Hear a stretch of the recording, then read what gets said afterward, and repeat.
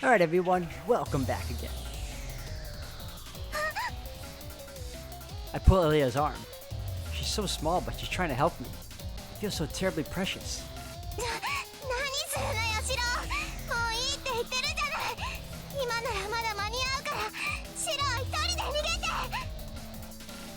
She hammers her little fists on my head. I ignore it. 黙ってろ。んなことできたらな。そもそもこんなところに来てないんだよ。I hug Ilya tight. Her eyes ask me why. What a dumb question. It doesn't matter why. 理由なんてあるか。俺は勝手にイリアを守るだけだ。いいか、兄貴はな、妹を守るもんなんだよ。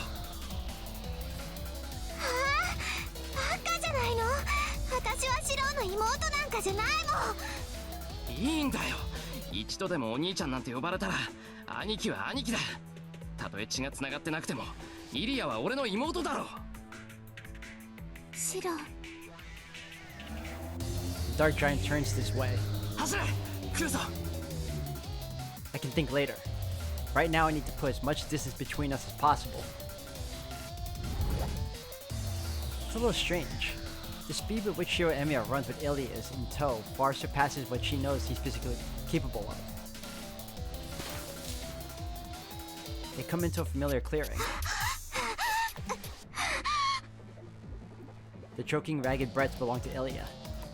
I don't feel out of breath at all. Maybe my body's gone numb. It feels hard because I lack oxygen, but it's like I'm not even breathing. Like I'm a dead man. My heart's been on a complete strike for a while now.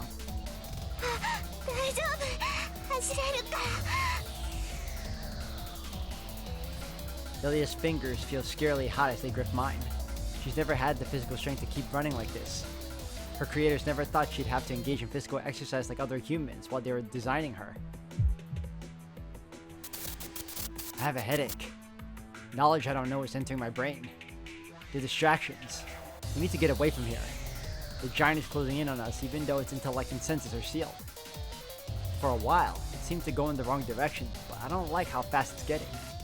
My legs are shaking, and I calmly judge that I won't be able to move more than 10 more meters. Ilya can't run anymore either. I could try to hide, but there's no cover around here to conceal us. Naturally, it wouldn't do a lick of good to hide from a berserker that I can't see to begin with. We can count on one small blessing. There's a crevice in the clearing that widens into a ditch. It's a scar that Saber's noble phantasm left on the ground. Ilya, こっちだ。I take Ilya and jump into the ditch. The trench is easily wide enough for two. I rest my back against the bare earth. I look up at the sky, catching my breath. The sky looks small and cut off from us. It's like we're underground. I take a deep breath. I use this short pause to rest and calm my frayed mind. And he's coming. But our repose only lasts for a moment. The giant won't lose us. No matter where we run, he'll track us down, capture us, and slaughter us. The girl next to me is curled up, trying to keep her voice down. Ilya stifles her voice and hugs herself, trying not to burden me. We're at the end of the line. We can't run anymore, and I can't keep it in check. I look at the red shroud around my left arm. Our one way out has been waiting for me to unlock it. I'll die. Kotomine said that it's the fuse and the time bomb. I'm reminded of my earlier pain. A single projection almost shattered me. I can't imagine how agonizing it would be once I unwrap this arm. The trigger is always in my mind. If I reach for the shroud, it's no different from putting the muzzle of a gun in my mouth and pulling the trigger. The hammer will fall if I unwrap the shroud. My brains will be blown out the back of my skull and everything will end. Make up your damn mind. I've always known the answer. I'll bring Ilya back and save Sakura. I know what that means. I'll keep protecting Ilya, defeat that alien shadow, and tear Sakura away from it. That's the impossible miracle I've wished for. Even now, I desire that outcome with every fiber of my being. I know it's a dream, an ideal. It will never come true, but I've never even considered giving up on it. So I have to go. I'll save Sakura and help Ilya. I can't do it. Sakura is dying. Her path contains nothing but destruction. Someone told me that it would take a miracle to save her. That's right. Salvation that humans can't achieve. To acquire a miracle that you can't achieve on your own, you have to pay an appropriate price. You can't protect yourself while saving someone else. What if the only way to rescue Sakura from her path to ruin, is to have someone else trade places with her? The earth trembles. A living tempest is charging towards us. そばにいる。あいつを倒していいな、イリア。 Oh, it's about to go down. She's realized that I'm holding my left arm with my right hand. ダメ、それだけはダメ。あーちゃんの腕を使ったら戻れなくなる。死ぬのよ。いいえ、死ぬ前に殺されるわ。シローが、何も悪いことをしてないシローがそこまでする必要ない。それはなんとか我慢する。死にそうになってもなんとか我慢するから、イリアは心配しない。あと一つ訂正。俺だって悪いことぐらいしてきたぞ。シロー。じゃあ行ってくる。イリアはここで待っててくれ。In my right hand, I give Ilya a light path in the head and walk along the trench. I leave Ilya.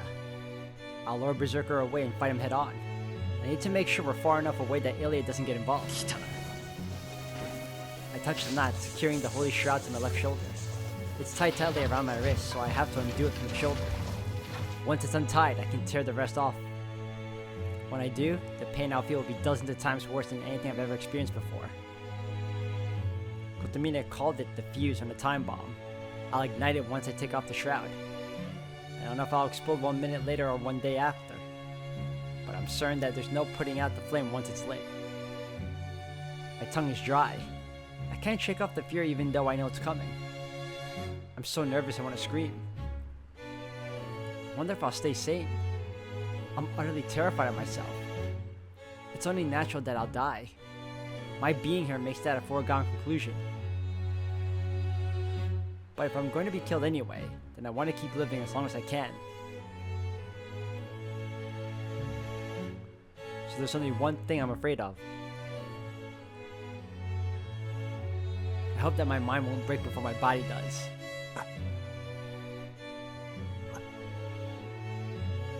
Will I withstand the pain? Will I forget who I am, who Ilya is, before the fight even starts? Will I even forget my vow to protect her? That's what I'm afraid of, more than anything else.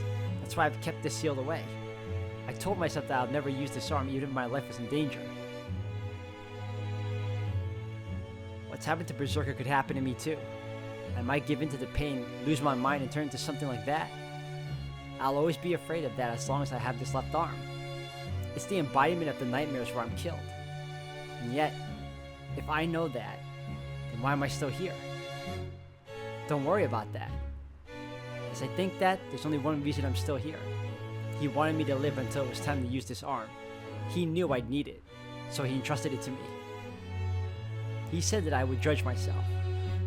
Ilya said that I've done nothing wrong. それで十分だ。 I'll redeem myself here. I betrayed myself and sacrificed so many lives. There's something I still won't compromise on, and I'll keep living for it. I channel my strength into my red punishment. Oh, hold on. Did not want to do that. Will I live or will I die? Take a deep breath, bracing myself for what's to come, and tear the shroud. Woo boy! In an instant, the world falls apart.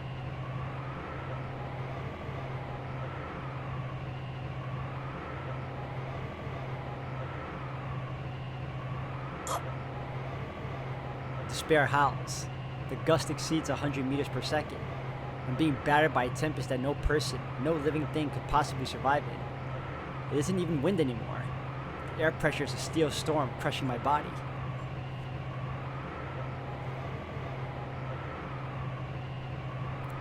Sure as hell looks chaotic.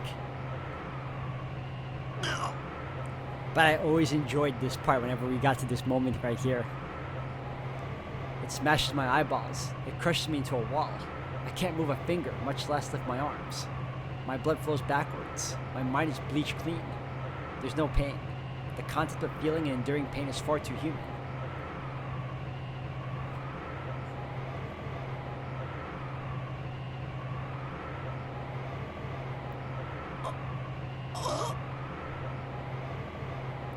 I melt.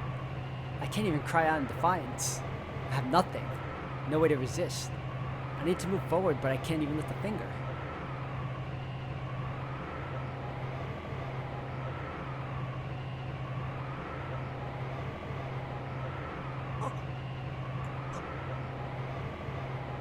I melt into the white. My body and mind crumble into senselessness. Forward. Why am I here? Still forward. What did I become like this for? Beyond. What am I fighting for? Go forward past this wind.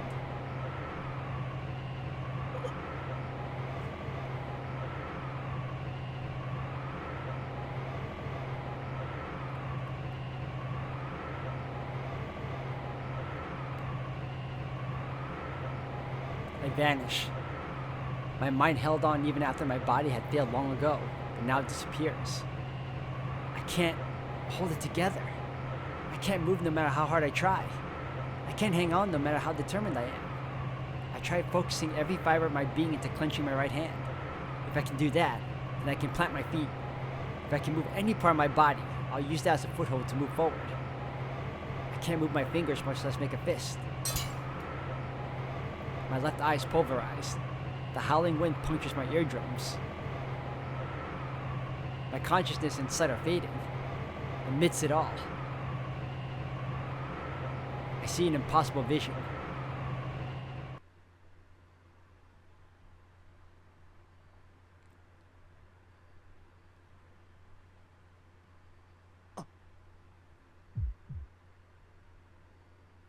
He's standing. He's standing in the middle of this wind.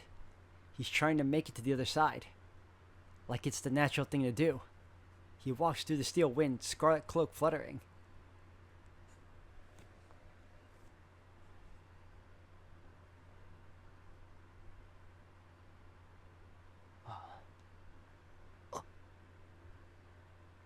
I clench my jaw. I hear my teeth grinding. My right hand has been balled into a fist all this time. The Red Knight doesn't look at me. He turns slightly, revealing a grim face. He doesn't care that I'm about to be swallowed by the wind. He foresaw this outcome. Shiro Emiya cannot defy this wind. He's known all along that there's no future for a man who betrays himself and clings to wishes he can't handle. His words are correct. Someday, I'll be judged for my accumulated debts. And yet, his back says, ついてこれるか? oh boy. With contempt, with faith, he's waiting for me to arrive. ついてこれるか、しゃあね My vision burns. Heat bursts into my senseless body. I cut through the wind with my limbs, as if I'm swinging great swords. え。てめえの方こそついてきやがれ。 That's right. With all my strength, I charge past his red back.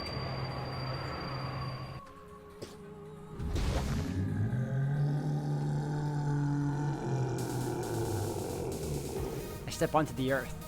The wind has gone still. The dark giant is 30 meters away. He can reach me in less than 3 seconds. That's why. I'll finish this in 3. My mind is razor sharp. I know my own fighting strength.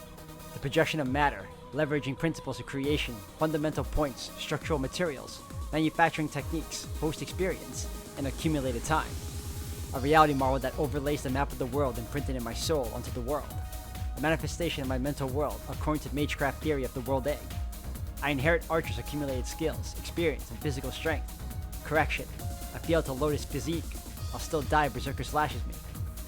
I cannot use his reality marble on Limited Blade Works. Archer's inner world is different than mine. I can't recreate it. All I can replicate are the noble phantasms he's recorded and the things which Emerald Shiro has personally learned. If I decide to draw a noble phantasm for my left arm, it will search Unlimited Blade Works for the most appropriate weapon to my purpose and replicate it. Be warned, however, projection is a double-edged sword. If I use it even once, I hold my breath and cram all of my magical energy into my left arm.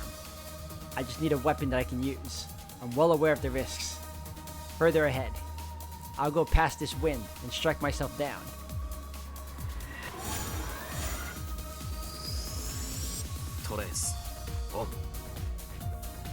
I stare at him. I take in every millimeter of his great sword. I spread my left hand and take hold of an imaginary weapon that is yet to appear. It's incredibly massive. Shiro Emiya cannot handle this sword, but this left arm can replicate the enemy's monstrous strength.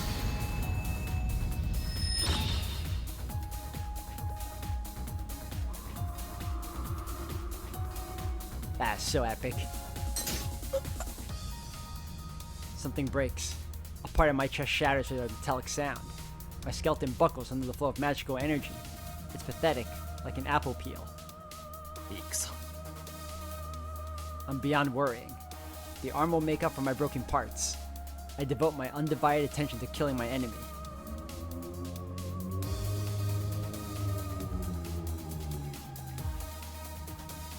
He's noticed. His bloodlust focuses on me. The dark giant senses my magecraft as a hostile act, and his eyes move. They're like black ominous stars. The giant roars a death cry and storms into the slaughter of his enemy. Berserker. In his rage, the giant hasn't changed. He's still trapped in his battle with Saber. Blind, insane, and rotting, he dies a second death while still fighting to protect Ilya. 1 second. The charging giant won't stop at one attack, and normal projections won't save me. My trace projections won't work on him. I can't defeat this giant unless I project something beyond my limits. So I visualize 9 blows. I duck the first swing, activating all 27 latent magic circuits in my body. 2 seconds. He's in front of me. The great sword comes down. Air pressure viciously whips me. I step in to meet the assault. My aim focuses on 8 vital points.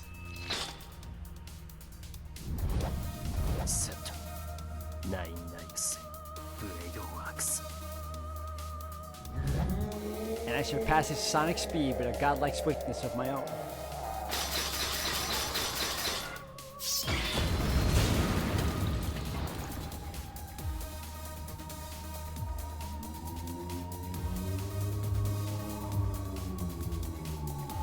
Can't even begin to tell you guys how awesome that was when I first experienced this. I was like, what? He won't go down. Berserker's still standing, even after being ravaged by his own weapon. I take another step forward. My left hand holds the giant sword. I'm faster. Berserker's dying without 8/10 of his body. I can finish him first. I lift the sword to chest height and drive it in like a spear.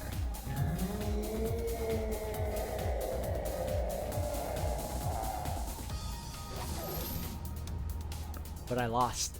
My initiative didn't matter. I used every last drop of the rule-breaking power I was given, and I still lost. Berserker's attack comes swinging down. It kicks up a tempest that buffets me. I twist my body, evading with all my might. I saw the attack coming. I can dodge this. Berserker's slash will only graze my temple. But even that would be lethal. He only needs to graze me by a few millimeters to kill me. A direct blow would be literally earth-shattering. A close shave by his sword tip would splatter my head like tofu. The great sword swoops in. My vision freezes the instant my head is about to be taken off. But his great sword swung with a menacing drive. Halts with equally frightening abruptness. Executioner's axe stops short of my neck. The dark giant is looking at something in front of him. Not at me. His mindless eyes are staring at a pale girl peeking out the trench. And that was your chance. Yup, I pierced him. I don't miss the opportunity to mercilessly drive my sword through Berserker's heart. He doesn't fight back. This time, the giant's remaining life crumbles to dust. In those final moments, his fading red eyes urge me to protect her.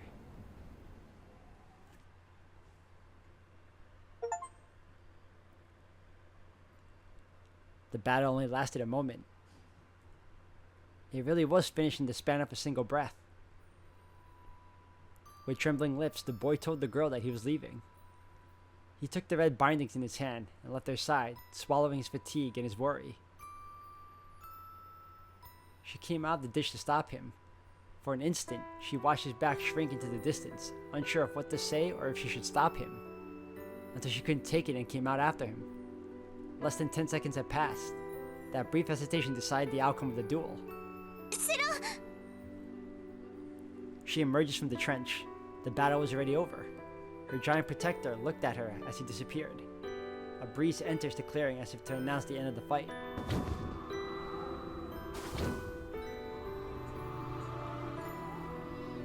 That's so badass. All she can see is the boy's back.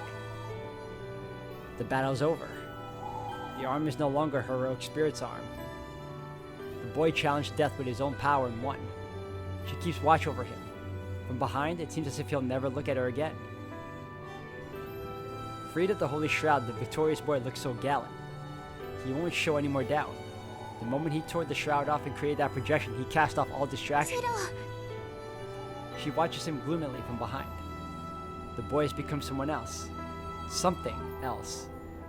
He has chosen a foolish but noble conclusion, and there's no going back. Ah, that is true. I restart my frozen lungs. My left arm feels hot, and my entire body aches. An electric eel coils its way through my body. I can't possibly stand. Hurry! I need to hurry and wrap my arm in the shroud again. I'll hit the time limit unless I escape this pain.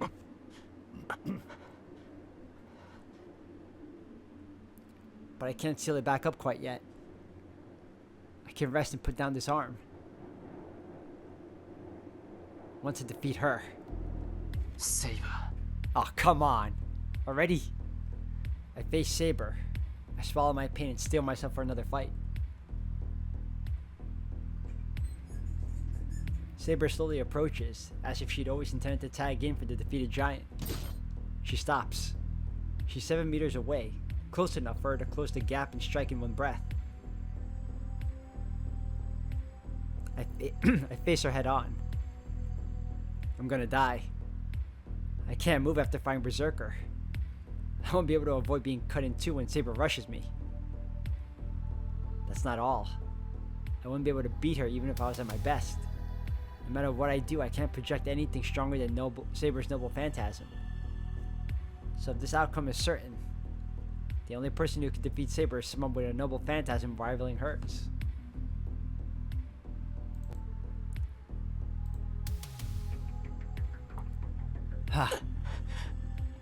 But that's a contradiction.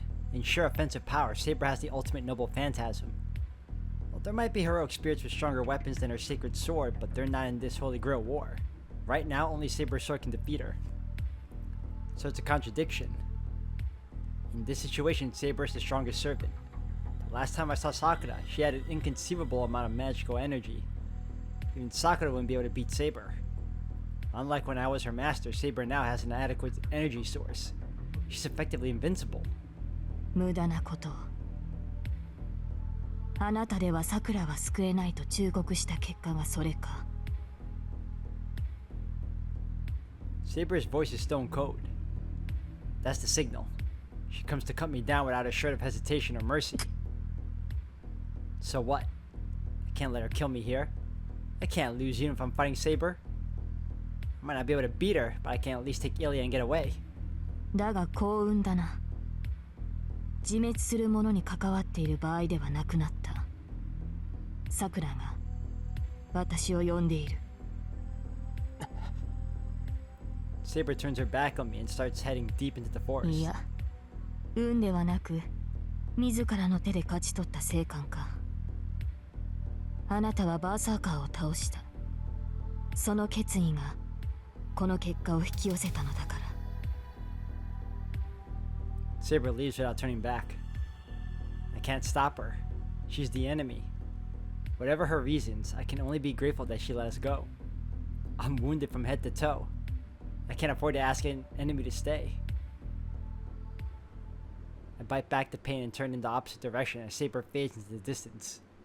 I need to take Ilya and leave this forest. Saber isn't our only enemy. We might have gotten away from Sakura and the Shadow, but Zoken is still a threat as long as he's around. Ah, now. I know what's happening to my body. I know what will happen. I have 3 projections left. No, even one would be risky if I want to stay in one piece. I can't face Zoken and Assassin in this condition. There's no point in my body tears itself apart right after I win. I need to keep my promise to Tosaka and save myself for that final effort. I might not be able to fight anymore, but there's still hope. シロ、 I hear Ilya's voice. ああ、今は少しでも早く森を出よう。セイバーの、いや、さくらの気が変わったら今度こそ逃げきれない。I can't look at Ilya. My heartbeat drums a cacophony that's bouncing around inside my skull.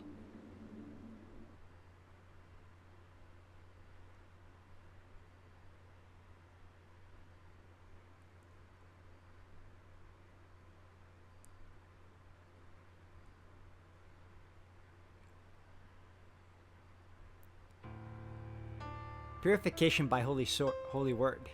The priest's exorcism dispersed Zoken Mato's spiritual body. Only 2 men are left in the clearing.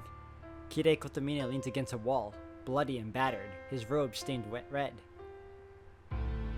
Assassin is pinned to a tree by black keys. 完全に魔術師殿を消したな、大公者。あれが虫の集まりだと知っていたのか。He turns to face the voice. Assassin is gone. Only a blood stain and the black keys remain embedded in the tree. あれとは長い付き合いでな。虫を触媒にしてこちらに干渉する霊体だと知っていた。故に肉体をちぎったところで効果はない。殺すのなら跡形もなく肉体をすりつぶすか。貴様のように霊体そのものに攻撃するか。なるほど。人間にしては強いくくりでとどまっていた魔術師殿だが、経典による聖言には弱かろう。悪霊払いとはよく言ったものだ。魔頭造剣にとって貴様は天敵だったということか。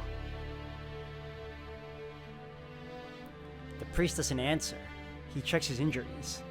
His bleeding has stopped. He's lost his weapons, but he isn't critically wounded. A few minutes rest should be enough to recover his strength. それでどうするのだ、アサシン。お前のマスターは消えた。魔力提供がなくなったお前ならば、私の聖言でも十分に通用するが。だろうな。この体はじき消える。新しいマスターを得なければ、この森に漂う浮遊霊と大差はない。この身は一日を待たず下級霊に落ち、この世から消えるだろう。そうだ。マスターのいないサーバントであらば、私でも傷は与えられる。それでどうなのだ。主の敵討ちをするか、アサシン。